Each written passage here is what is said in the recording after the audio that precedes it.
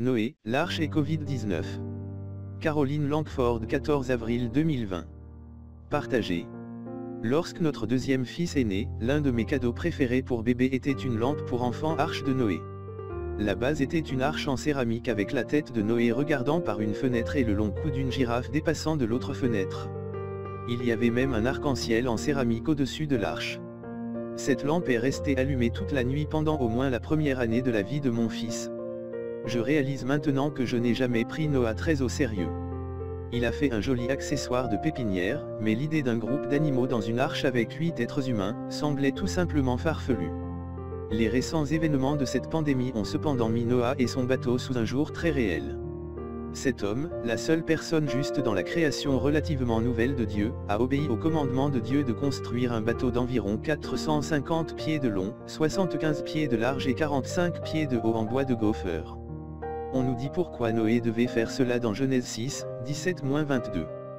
Car voici, je ferai venir un déluge d'eau sur la terre pour détruire toute chair en laquelle est le souffle de vie sous le ciel. Tout ce qui est sur la terre mourra. Mais j'établirai mon alliance avec toi, et tu entreras dans l'arche, toi, tes fils, ta femme et les femmes de tes fils avec toi. Et de tout être vivant de toute chair, tu en amèneras 2 de toute espèce dans l'arche pour les garder en vie avec toi. Ils seront mâles et femelles. Des oiseaux selon leur espèce, et des animaux selon leur espèce, de tout reptile du sol, selon son espèce, 2 de chaque espèce viendront vers vous pour les garder en vie. Emportez également avec vous toutes sortes d'aliments que vous mangez et conservez-les. Il servira de nourriture pour vous et pour eux.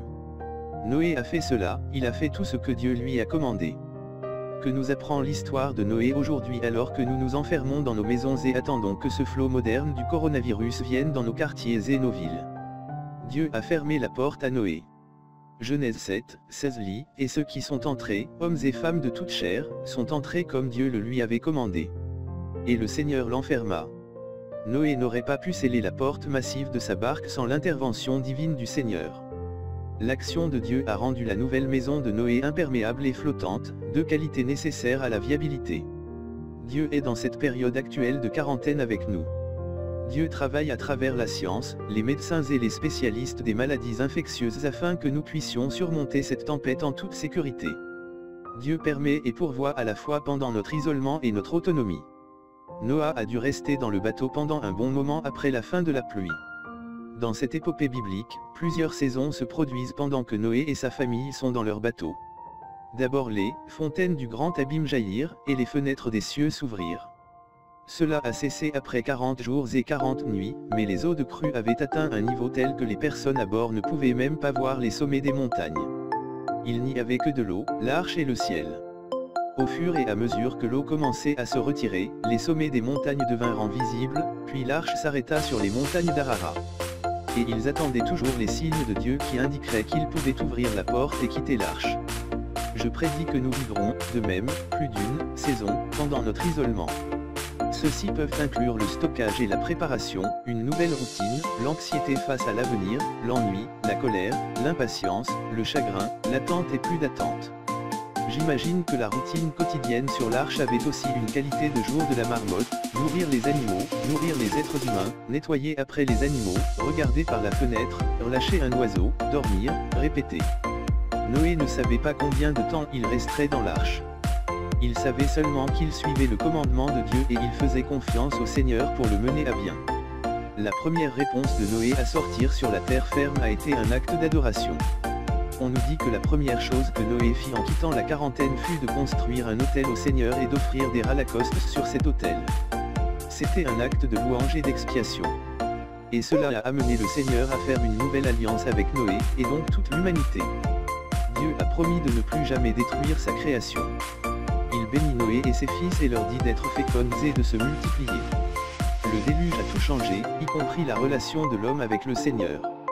La résolution de cette pandémie sera également une occasion d'adorer Dieu et de rendre grâce pour notre relation renouvelée avec lui.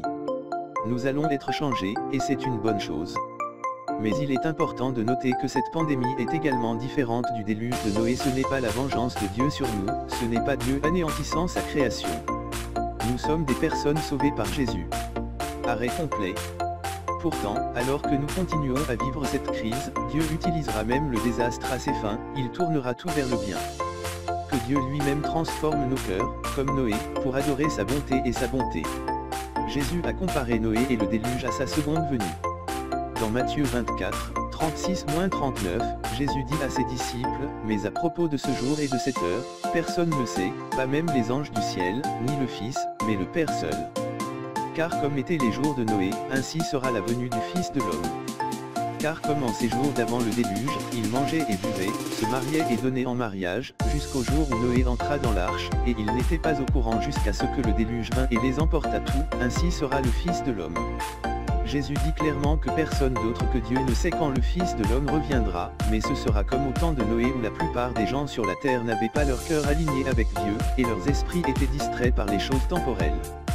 Pour les chrétiens, Covid-19 est un rappel que nous ne sommes pas responsables.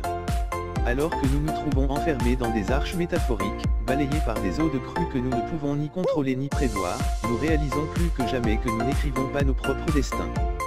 Puissions-nous nous tourner vers Dieu alors que les eaux montent, pour des conseils, de la force et des preuves de la façon dont il nous change dans cette pandémie, de la façon dont il nous réoriente pour garder nos yeux sur lui.